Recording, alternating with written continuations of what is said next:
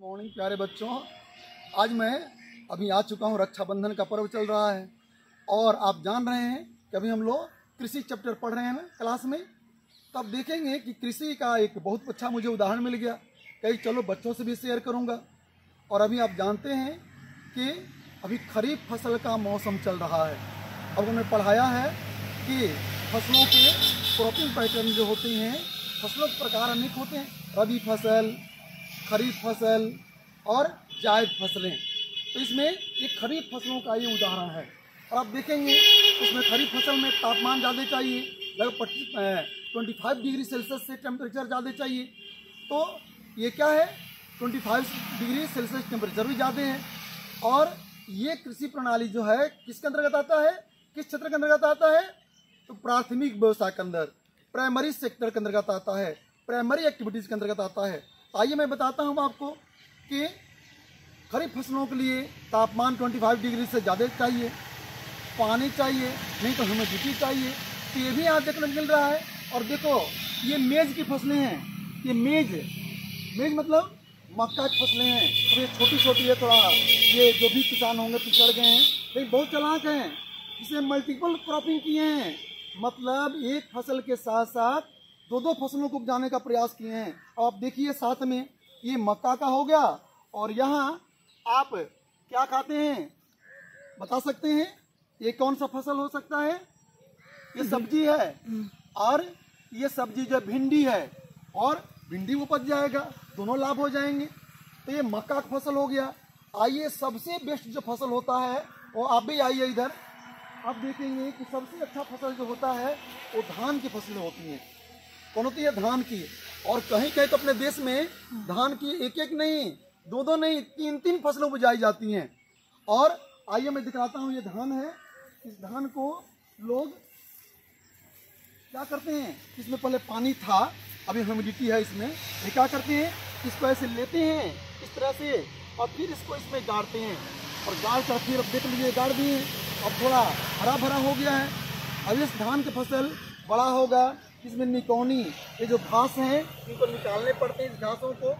और बहुत मेहनत का काम पड़ता है किसानों को, बहुत करते हैं किसानी काम। और तब ये बड़ा होगा, ये धान का फसल बड़ा होने के बाद इसमें धान आएंगे, राइस पैडी। तब उसको फिर काटेंगे मजदूर, फिर अपने घर ले जाएंगे, और घर ले जाकर उसको पीटेंगे, और तब घर में आता है। तो ये क्या हो गया, ये भी खरीफ फसल का एक महत्वपूर्ण उदाहरण है। ये भी हो गया खरीफ फसल, धान भी हो गया। ये कौन हो गया, ये मक्का हो गया। आप भाई आप थोड़ा इधर आ जाओ और अपने बच्चों को मैं दिखाऊँ कि और कौन फसलें हो सकती हैं। तो आप देखेंगे, यहाँ पर देखेंगे ये फसल जो है, अब फिर हम आ गए, ये आप पहचानिए कौन फसल हो सकता है, आप नहीं पहचान सकते हैं। ये जो है वही शुगर केन है, और ये शुगर केन जो है वही फरवरी और मार्च में लोग बो देते हैं, कभी कभी अप्रैल में बोते हैं।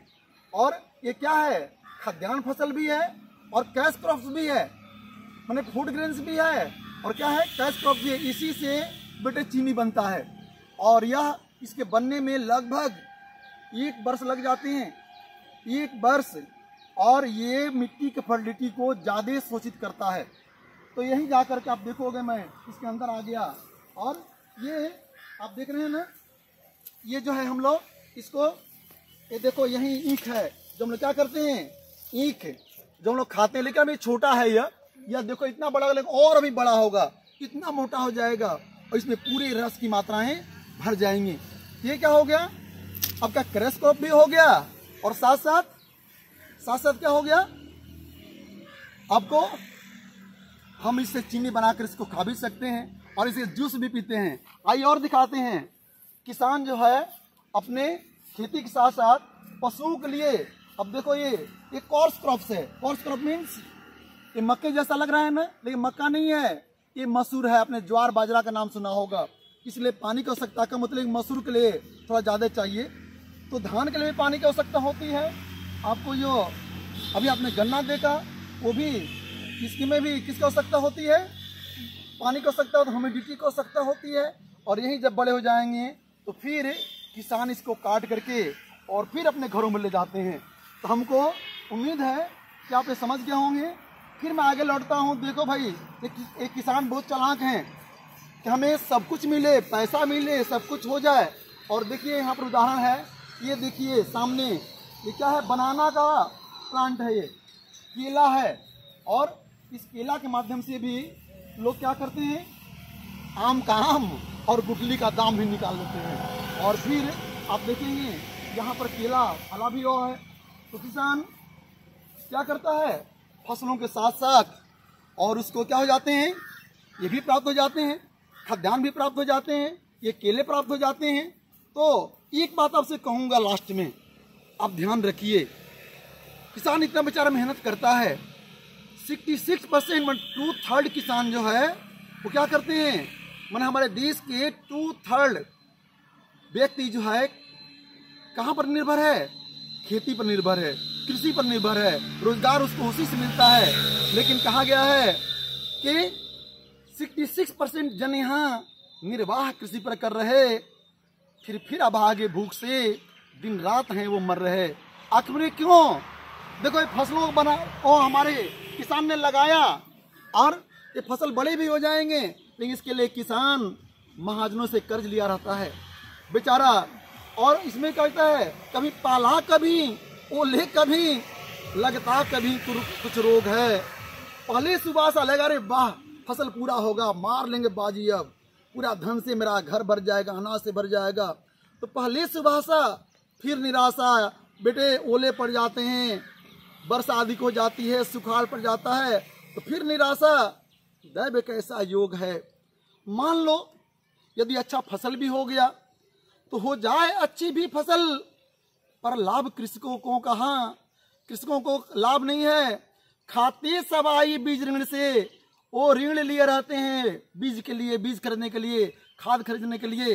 परिणाम क्या होता है, खाते सवाई बीज ऋण से है रंगे रखे महाजन लिखकर रखा हुआ है कि भैया 100 रुपये का 125 रुपया लूंगा, 125 रुपये लूंगा पर मंथ। परिणाम क्या होता है कि 100 रुपया उसका 1000 रुपया बन जाता है।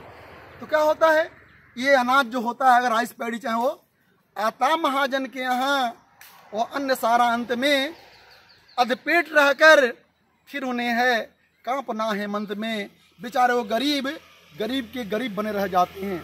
लेकिन अब सरकार इस पर भी ध्यान दी हुई है, इसमें भी किसानों पर भी ध्यान दे रही है, किसानों को ऋण दे रही है, पैसे दे रही है। और साथ ही साथ अगर ये व्यवस्था कर दिया जाए, यदि अन्य देशों को यहाँ से अन्न जाना बंद हो तो देश फिर संपन्न हो, रो ना रुके आनंद हो, रो ना रुके आनंद हो, हम सब आनंदित हो जाएंगे और पूरा विकास होगा, हम आगे बढ़ेंगे।